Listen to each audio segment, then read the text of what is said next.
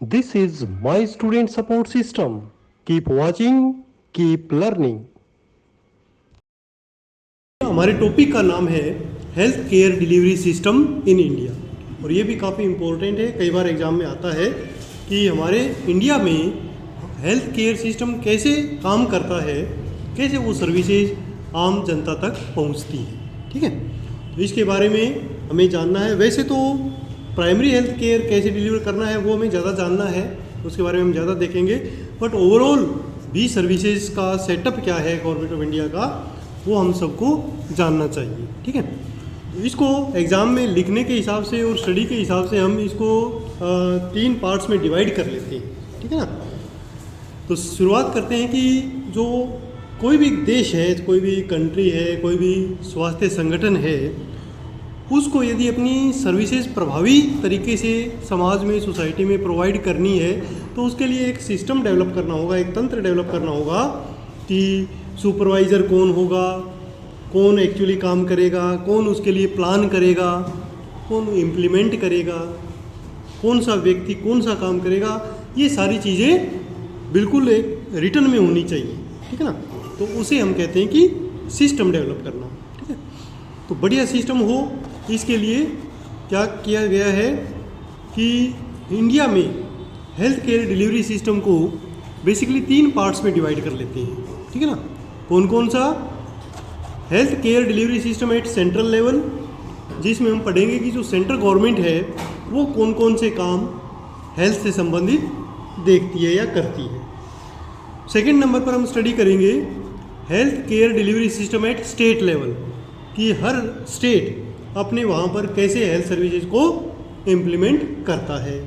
और तीसरे नंबर पर हम देखेंगे health care delivery system at district level, कि डिस्ट्रिक्ट लेवल पर कैसे हेल्थ सर्विसेज प्रोवाइड की जाती है। ठीक है, अच्छा, अब स्टेट लेवल में आप लोग देखेंगे कि एक हम मॉडल स्टेट की बात करेंगे।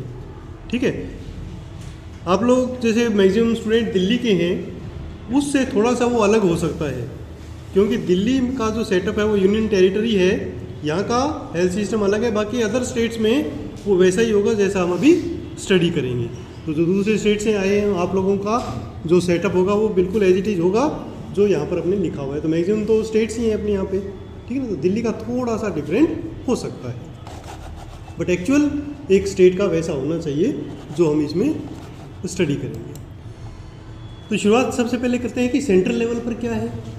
तो सेंट्रल लेवल पर आपको पता ही होगा कि पूरे देश में कोई भी सिस्टम इम्प्लीमेंट करने के लिए सेंट्रल गवर्नमेंट होती है। ठीक है ना, और सेंट्रल गवर्नमेंट का जो हेड ऑफिस है वो कहाँ होता है? देश की राजधानी में। ठीक है, तो यहाँ पर बैठकर पूरे इंडिया का सेटअप सुपरवाइज किया जाता है और उसको इम्प्लीमेंट किया जाता है। अगर इसमें हेल्थ सिस्टम की बात करें, ओवरऑल एडमिनिस्ट्रेशन देखते ही हैं, हेल्थ सिस्टम की बात करें तो ओवरऑल हेल्थ सुपरवाइजर और या हेल्थ सर्विसेज इम्प्लीमेंट करने के लिए हमारे पास सेंट्रल गवर्नमेंट के पास 3 ऑफिशियल ऑर्गन होते हैं। ठीक है, कौन कौन से हैं? At central level we have 3 official organs which are at top of the organisational setup. Health का जो टॉप सिस्टम है उसमें हमारे पास 3 सेटअप हैं। कौन कौन से हैं? Number 1 union ministry of health and family welfare, second number पर आता है DGHS, और थर्ड नंबर पर आता है central council of health and family welfare. ठीक है, तो इनको हम एक एक करके स्टडी कर लेंगे। जैसे सबसे पहले है union ministry of health and family welfare, तो डिफरेंट डिपार्टमेंट्स की एक्टिविटीज़ को सुचारू रूप से चलाने के लिए अलग अलग मिनिस्ट्रीज काम करती हैं सेंट्रल गवर्नमेंट के पास। तो ऐसे ही हेल्थ के लिए हमारे पास union ministry of health and family welfare है। ठीक है, अच्छा, इसका अगर हम ऑर्गेनाइजेशनल सेटअप देखें तो हेड कौन होगा इस मिनिस्ट्री का? Cabinet minister. ठीक है ना, हेल्थ का कैबिनेट मिनिस्टर एक होगा जो पूरे इस सिस्टम का हेड होगा। ठीक है, जिसको हम कहते हैं, क्या कहते हैं? Union minister of health. ठीक है ना, यूनियन मिनिस्टर ऑफ हेल्थ। ठीक है, और ये कौन होता है? ये रूलिंग पार्टी का एक MP होता है जिसको हम चुन के भेजते हैं, मेंबर ऑफ पार्लियामेंट। तो जो रूलिंग पार्टी होती है उसमें से किसी एक को सिलेक्ट कर लिया जाता है और वो मिनिस्टर का काम देखता है। ठीक है, अच्छा, आगे बढ़ें। उसकी हेल्प के लिए 2 मिनिस्टर्स और होते हैं जिनको थोड़ी कम पावर होती है। जिसको पावर कम होती है उसको क्या बोलते हैं हम? Any idea? एक तो कैबिनेट मिनिस्टर होता है जिसको ज़्यादा पावर होती है, और एक होता है मिनिस्टर ऑफ स्टेट, नाम सुना होगा ना, राज्य मंत्री है ना, तो उनके पास थोड़ी सी कम पावर होती है, वो उनको असिस्ट करने के लिए होती है, ठीक है ना। कुछ काम हेल्थ का उनको भी दे दिया जाता है। तो नॉर्मली हमारे इंडिया में एक मिनिस्टर होता है और 2 स्टेट मिनिस्टर होते हैं, ठीक है ना, जो इसकी मिनिस्ट्री को देखेंगे, ठीक है ना। अच्छा, इसके अलावा कुछ सेक्रेटरीज होंगे, ठीक है। मिनिस्टर को हेल्थ का इतना नॉलेज नहीं होगा या तो उनकी हेल्प के लिए आईएएस ऑफिसर्स होते हैं, ठीक है ना। तो वो जो आईएएस ऑफिसर्स हैं उसमें एक तो होगा प्रिंसिपल हेल्थ सेक्रेटरी, ठीक है, और उसके अलावा एक डिप्टी सेक्रेटरी होता है और कुछ जॉइंट सेक्रेटरी होते हैं, 4-5 जॉइंट सेक्रेटरी जो होंगे जिनको अलग अलग डिपार्टमेंट्स दिए जाते हैं। जैसे जॉइंट सेक्रेटरी मलेरिया का अलग हो सकता है, जॉइंट सेक्रेटरी है हॉस्पिटल एडमिनिस्ट्रेशन का अलग हो सकता है, जॉइंट सेक्रेटरी पब्लिक हेल्थ का अलग हो सकता है, ठीक है ना। इस प्रकार कुछ जॉइंट सेक्रेटरीज होंगे। जॉइंट सेक्रेटरी एजुकेशन का अलग हो सकता है, जो मेडिकल और नर्सिंग एजुकेशन देखे है ना। तो इस प्रकार डिफरेंट जॉइंट सेक्रेटरीज होंगे और उनके नीचे फिर कौन होंगे? Any idea? उसके नीचे फिर एडमिनिस्ट्रेटिव स्टाफ होगा, ठीक है ना, जिसमें क्लरिकल स्टाफ होंगे, एक अंडर सेक्रेटरी भी आता है उनके बाद में, है ना। अंडर सेक्रेटरी होंगे और लार्ज एडमिनिस्ट्रेटिव स्टाफ होगा जिसमें क्लरिकल स्टाफ होंगे, एओ होगा, एसओ होगा, ठीक है ना। तो ये सारे के सारे वहाँ पर वो काम करते हैं। अच्छा, अगर हम यहाँ की बात करें अपने इंडिया की, तो यहाँ का जो हेड ऑफिस है मिनिस्ट्री ऑफ हेल्थ का, वो कहाँ पर है? आप लोगों ने सुना होगा निर्माण भवन, है ना। तो निर्माण भवन वहाँ पर हेड ऑफिस है, जो मिनिस्ट्री ऑफ हेल्थ का, मिनिस्टर भी वहाँ बैठते हैं, सेक्रेटरीज भी वहाँ बैठते हैं और पूरा हेल्थ सिस्टम हमारा वहाँ का चलता है। तो ये तो हो गया एक एडमिनिस्ट्रेटिव सेटअप की कौन कौन होते हैं जो वहाँ काम कर रहे होते हैं। अब होता है कि काम करते क्या हैं वो लोग, ठीक है ना। तो उसकी एक पूरी लिस्ट है जो सेंट्रल मिनिस्ट्री ऑफ हेल्थ देखती है पूरे इंडिया में, क्योंकि हेल्थ का वैसे मैटर स्टेट का होता है, बट कुछ ऐसे हेल्थ के काम होते हैं जो ओनली स्टेट के लिए दिए हुए, ठीक है। कौन कौन से हैं? Number 1, formulation and implementation of national health programme. जितने भी नेशनल हेल्थ प्रोग्राम होते हैं वो सारे के सारे सेंट्रल मिनिस्ट्री बनाती है, ठीक है ना। जैसे आपका फैमिली प्लानिंग प्रोग्राम हुआ एग्जाम्पल, पल्स पोलियो प्रोग्राम हुआ, ये सारे वहीं से ही बन के आते हैं और फिर उनको हर स्टेट अपना अपना इम्प्लीमेंट करता है, ठीक है ना। Second function, prevention of food adulteration. पूरे देश में कहीं भी फूड एडल्ट्रेशन का मतलब क्या है? खाने में मिलावट, है ना। तो मिलावट को रोकने के लिए जो भी पॉलिसीज़ वगैरह बनाई जाएंगी वो सारी सेंट्रल हेल्थ मिनिस्ट्री बनाएगी। इसके अलावा control and regulation of drug standards, ठीक है ना। जो भी मेडिसिन वगैरह बनेगी, ड्रग्स से संबंधित जो भी उनका स्टैंडर्ड मेंटेन होगा वो सारा सेंट्रल गवर्नमेंट डिसाइड करती है, बाकी स्टेट गवर्नमेंट उसको फॉलो करते हैं, वो अपना अलग से कोई रूल नहीं बना सकते, ठीक है ना। नेक्स्ट है regulation and promotion of medical education and research, ठीक है। मेडिकल एजुकेशन और रिसर्च को प्रमोट करना और इसको इम्प्लीमेंटेशन करना वो भी सेंट्रल गवर्नमेंट का काम होता है। तो सेंट्रल गवर्नमेंट उसको कैसे करती है, कोई आइडिया? डायरेक्ट करती है या इनडायरेक्ट करती है? मेडिकल एजुकेशन को इनडायरेक्ट करती है। किसके through? Medical council of India, है ना, मेडिकल काउंसिल ऑफ इंडिया। इसी प्रकार नर्सिंग का भी करती है, जिसमें नर्सिंग काउंसिल ऑफ इंडिया के थ्रू करती है ना, आईएमसी के थ्रू। तो अभी वो जो मेडिकल काउंसिल ऑफ इंडिया वो थोड़ा चेंज होके मेडिकल कमीशन बन गया है ना, ये आप लोगों ने सुना ही होगा। मेडिकल काउंसिल खत्म होके मेडिकल कमीशन बन गया है। तो कमीशन डायरेक्ट करता है बट उसको इनडायरेक्ट मिनिस्ट्री को रिपोर्ट करना होता है, ठीक है ना। तो इस प्रकार वो मेडिकल एजुकेशन को भी रेगुलेट करती है मिनिस्ट्री। इसके अलावा और फंक्शन देखें तो health intelligence and survey activities. Health intelligence और सर्वे एक्टिविटी का क्या मतलब है कि नॉर्मल हमारा काम तो चलता ही रहता है, बट कुछ एक प्रकार के जासूस उनके वो घूमते रहते हैं पूरे देश में, जो सर्वे करते रहते हैं कि कोई नई बीमारी का उद्भव तो नहीं हो रहा, ठीक है ना। हाँ बिल्कुल, हाँ टीबी का चल रहा है, क्योंकि उसमें वो सर्वे करते रहेंगे कि कहीं से कोई ज़्यादा केस तो नहीं आ रहे, कहीं कोई नया वायरस तो जन्म नहीं ले रहा। तो वो क्या है कि एक प्रकार की उनकी जैसे सीबीआई है, इंटेलिजेंस ब्यूरो है ना। तो ऐसे ही हेल्थ के लिए भी उसका पता लगाना बीमारियों का एडवांस में, उसके लिए गुपचुप सर्विलेंस और सर्वे एक्टिविटीज़ चलती रहती हैं। तो वो उसको भी कौन करता है? सेंट्रल हेल्थ मिनिस्ट्री ही करती है कि कैसे उसको करवाना है ना। अच्छा, इसके अलावा administration of national medical library, ठीक है ना। हमारे आपको पता ही होगा कि हमारे देश में एक नेशनल मेडिकल लाइब्रेरी है जहाँ पर बहुत पुराने समय से मेडिसिन से संबंधित बुक्स रखी हुई हैं, ठीक है ना। तो उसका जो कंट्रोल है वो भी सेंट्रल गवर्नमेंट करती है, ठीक है। अब आपके लिए क्वेश्चन है, बताओ कहाँ पर है नेशनल मेडिकल लाइब्रेरी? कभी नाम सुना है? भैया रिटायर होने वाले हैं, मेडिसिन में है तो हमें पता होना चाहिए। We have national medical library in Kolkata, ठीक है ना। तो बहुत पुराने टाइम में जब कैपिटल अपनी उधर ही थी, जब ये अंग्रेज लोग थे, है ना, तो वहीं उस समय की ही वो वहाँ पर सेट की हुई है। तो तब से जो नेशनल मेडिकल लाइब्रेरी है हमारी कोलकाता में ही है, उसको शिफ्ट नहीं किया गया, ठीक है ना। तो वहाँ पर है, और पर उसका एडमिनिस्ट्रेशन सेंट्रल गवर्नमेंट के पास है ना। सैलरी वगैरह सारी यहाँ से जाती है उनकी, है ना। काफ़ी स्टाफ है वहाँ पर जो उसको देखता है।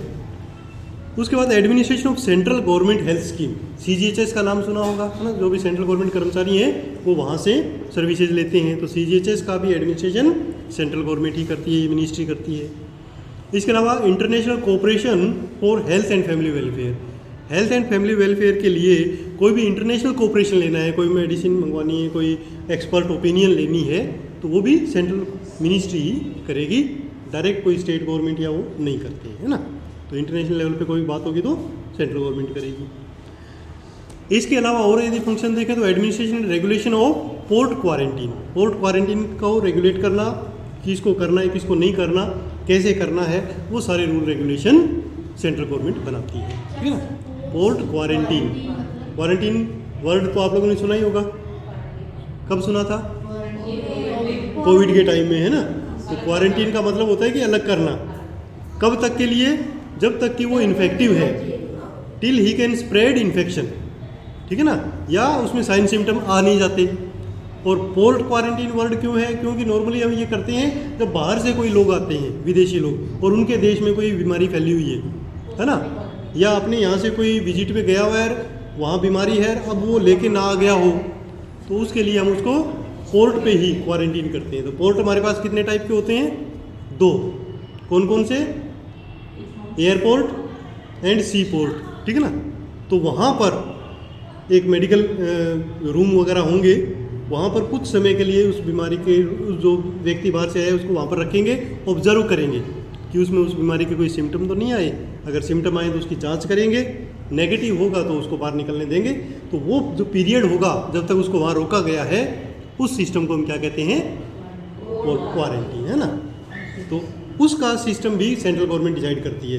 कोई भी स्टेट गवर्नमेंट अपना पोर्ट क्वारंटीन लागू नहीं कर सकता, सेंट्रल गवर्नमेंट ही करेगी कि किस बीमारी के लिए करना है और नहीं करना, कितने दिन का करना है, वो सारा वो डिसाइड करेगी। नेक्स्ट है regulation of immigration and emigration, ठीक है ना। बाहर जाते हैं लोग, वहाँ से यहाँ आते हैं, इंटरनेशनल जो फ्लायर्स हैं, तो उनको जाने की परमिशन देना और आने की परमिशन देना, वीज़ा वगैरह देना, तो वो भी सेंट्रल गवर्नमेंट ही इम्प्लीमेंट करती है, ठीक है। इसके अलावा regulation of labour in working in the mines and oil fields, तो बड़े बड़े जो भी कहीं भी अगर कोई ऑयल फील्ड्स है जहाँ से तेल निकल रहा है, या जो बड़ी बड़ी माइंस हैं जैसे कोल माइंस हैं, तो वहाँ पर जितने भी लोग काम करते हैं उन सब की हेल्थ का भी एडमिनिस्ट्रेशन उनके लेबर का कौन करेगा? सेंट्रल गवर्नमेंट करेगी।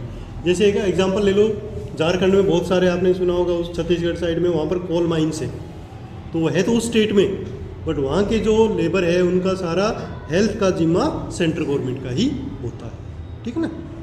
और जहाँ भी ऑयल फील्ड्स हैं, जहाँ ऑयल निकलता है, वहाँ भी सेंट्रल गवर्नमेंट उसको इम्प्लीमेंट करती है हेल्थ सिस्टम, है ना। इसके अलावा cooperation with the states and other ministries for promotion of health, तो हेल्थ मिनिस्ट्री अलग, दूसरी जो मिनिस्ट्रीज हैं, एजुकेशन मिनिस्ट्री हुई, लेबर डिपार्टमेंट हुआ, उन सब के साथ कोऑपरेशन करना, और जो अदर स्टेट्स हैं उन सब के साथ कोऑपरेशन करने का काम भी सेंट्रल हेल्थ मिनिस्ट्री करती है, ठीक है ना। अच्छा, इतने सारे काम एक्चुअली सेंट्रल हेल्थ मिनिस्ट्री के हैं। ठीक है। अच्छा, सेकंड जो ऑफिशियल ऑर्गन आता है वो क्या है, DGHS। ठीक है, DGHS क्या है, आपने नाम सुना होगा, डायरेक्टर जनरल हेल्थ सर्विसेज। ठीक है ना। तो DGHS एक अलग डिपार्टमेंट है, मिनिस्ट्री के अंडर में ही काम करता है वो। बट यहाँ पर जितने भी लोग होते हैं वो क्या होते हैं, टेक्निकल होते हैं। क्योंकि अभी तक हमने देखा जो MP है, जो हेल्थ मिनिस्टर बना, वो भी टेक्निकल नहीं है, मेडिसिन डिपार्टमेंट का नहीं है, वो एक इलेक्टेड MP है। और जो हेल्थ सेक्रेटरीज वगैरह हैं वो भी IAS ऑफिसर्स होते हैं, तो वो भी इस लाइन के नहीं है, मेडिकल फील्ड के। तो मेडिकल फील्ड के जो एक्सपर्ट होते हैं वो DGHS से शुरू होते हैं। और इसमें पूरा हेड कौन होता है, उसका इंचार्ज DGHS, वो ये उसकी पोस्ट है, डायरेक्टर जनरल हेल्थ सर्विस। ठीक है ना। तो ये पूरे देश में एक ही पोस्ट होती है और कोई भी एक सीनियर डॉक्टर इसके लिए सेलेक्ट किया जाता है मिनिस्ट्री के द्वारा। ठीक है। तो उसकी कुछ वो director general of health service, तो वो एक टेक्निकल एडवाइजर होगा गवर्नमेंट ऑफ इंडिया के लिए हेल्थ से संबंधित, और पूरे हेल्थ सिस्टम को वो हेड करता है। अच्छा, अगर हम उसके असिस्टेंट के लिए अगेन एडिशनल डायरेक्टर होगा और डिप्टी डायरेक्टर्स होंगे, जॉइंट डायरेक्टर्स होंगे। ठीक है ना। वो भी सारे मेडिकल फील्ड से होंगे। ठीक है ना। और अलग अलग डिपार्टमेंट वाइज होंगे, जैसे मैंने आपको पहले बताया था कि जो जॉइंट डायरेक्टर या डिप्टी डायरेक्टर होते हैं वो अलग 5-6 होंगे, ज़्यादा भी हो सकते हैं, और उनको अलग अलग काम दे दिया जाता है। जैसे पोलियो को देखने के लिए एक अलग जॉइंट डायरेक्टर पोलियो हो सकता है, डिप्टी डायरेक्टर पोलियो हो सकता है, डिप्टी डायरेक्टर NRHM हो सकता है, deputy director tuberculosis, deputy director AIDS, deputy director medical education या हेल्थ, है ना। ये इस टाइप के वो काम वो अलग सेपरेट अपना करेंगे, बट रिपोर्ट किसको करेंगे, DGHS को, क्योंकि वो हेड तो वो एक ही है। ठीक है। इस प्रकार एक इनका सिस्टम होता है। इनके इस काम के हेल्प के लिए, डे टू डे एक्टिविटी के लिए इनके पास भी एडमिनिस्ट्रेटिव स्टाफ होता है, जिसमें अंडर सेक्रेटरी, AO, SO ये सारे भी होते हैं। ठीक है ना। अच्छा, ये जो हेड ऑफिस है हमारा DGHS वाला, ये भी कहाँ है, निर्माण भवन में ही है। ठीक है ना। निर्माण भवन में कुछ रूम्स उनको दिए हुए हैं। ठीक है।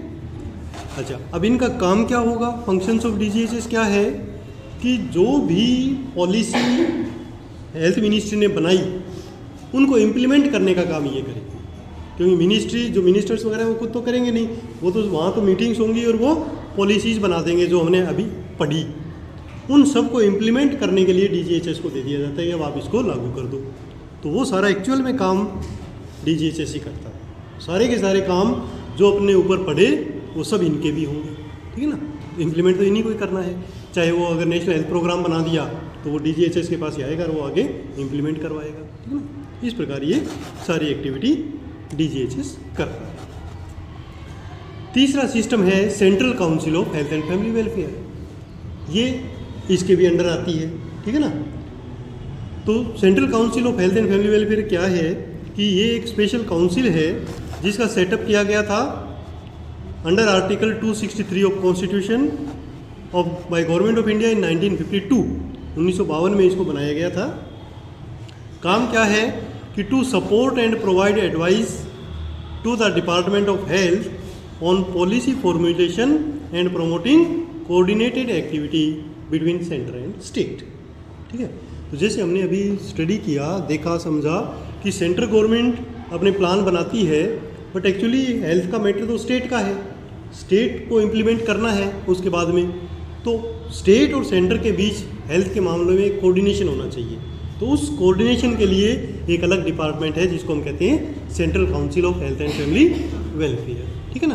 तो ये सारे स्टेट्स के जो हेल्थ डिपार्टमेंट्स हैं उनके साथ कोऑर्डिनेटेड रखती है और उनके साथ अपने लेटर भेजती रहती है, उनको रिसीव करती रहती है। ठीक है ना। इसके जो फंक्शंस हैं उनको यदि हम डिटेल में देखें तो उसमें सबसे पहला आता है कि to consider and recommend broad outline of policy in regard to the matters concerning health, environment, hygiene, nutrition, health education and training. ठीक है ना।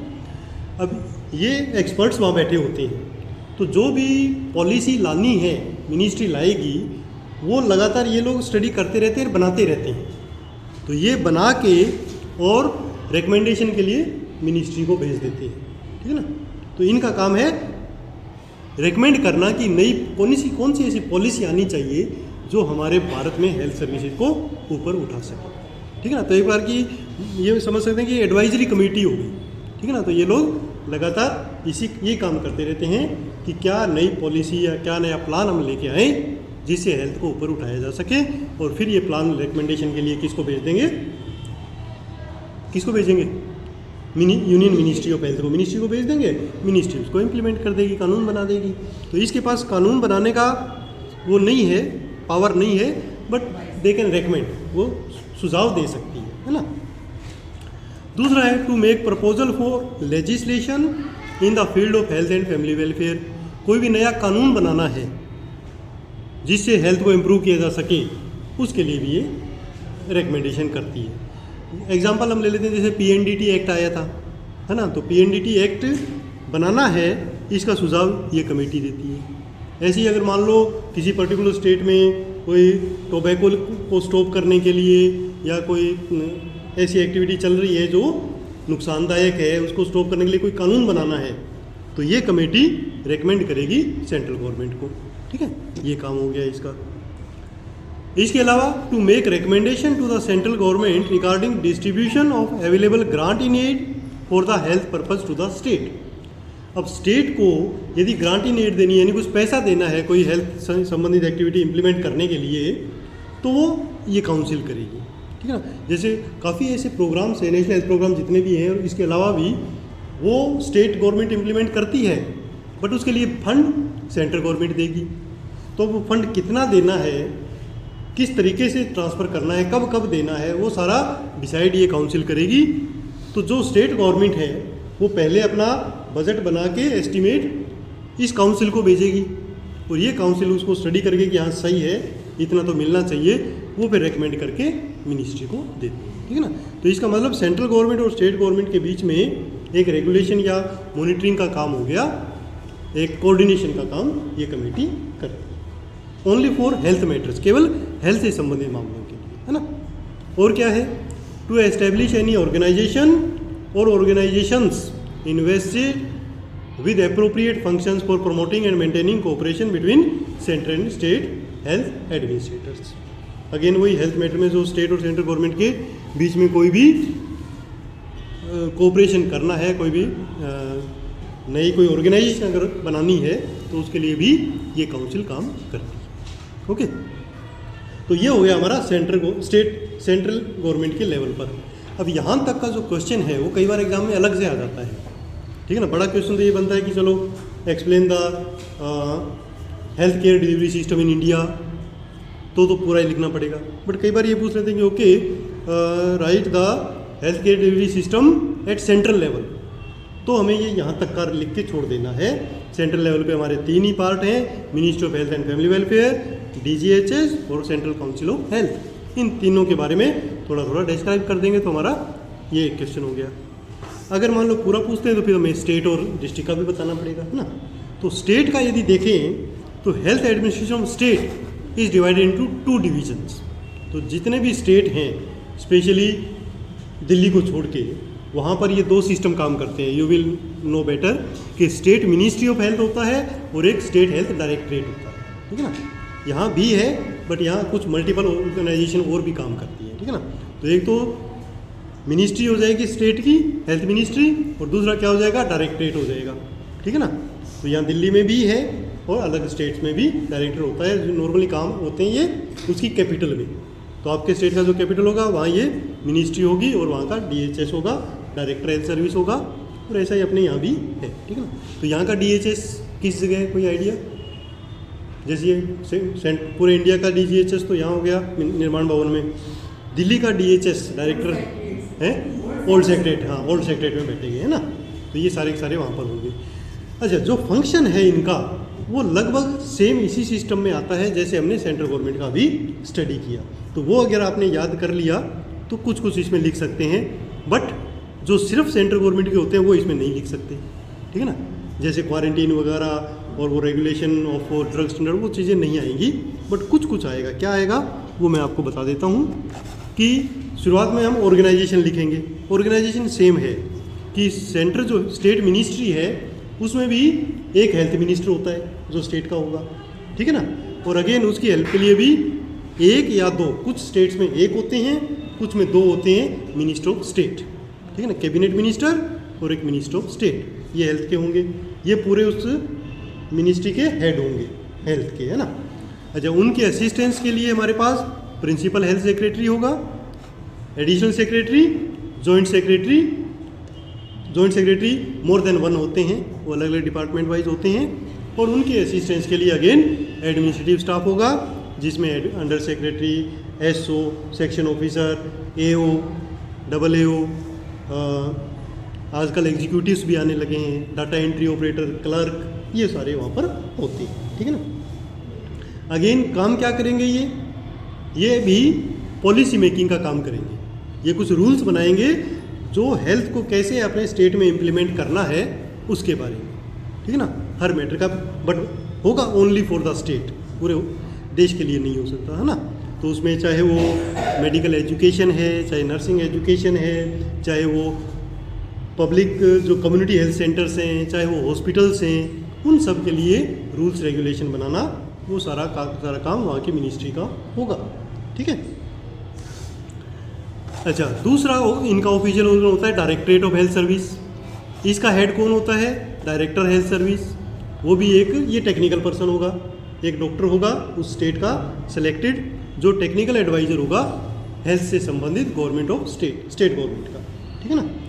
और उसकी असिस्टेंस के लिए अगेन एडिशनल डायरेक्टर होगा एक, और जॉइंट डायरेक्टर्स होंगे मोर देन 1 जॉइंट डायरेक्टर, और कुछ स्टेट्स में मिशन डायरेक्टर या प्रोजेक्ट डायरेक्टर भी होते हैं। कई जगह तो जॉइंट डायरेक्टर को ही वो काम दे दिया जाता है, अदरवाइज कुछ जगह मिशन डायरेक्टर के नाम से होते हैं जो अलग अलग काम को देखते हैं। जैसे कुछ लोग एनआरएचएम का देखेंगे, एक जना एनआरएचएम देखेगा, एक जना पोलियो देखेगा, एक जना पब्लिक हेल्थ देखेगा, एक जना हॉस्पिटल्स देखेगा। तो ऐसे प्रोजेक्ट डायरेक्टर हॉस्पिटल, प्रोजेक्ट या मिशन डायरेक्टर, एनआरएचएम, ऐसे अलग अलग डायरेक्टर्स होते हैं। वो सारे भी क्या होते हैं? डॉक्टर्स ही होते हैं, ठीक है ना। अच्छा, उनके अंडर में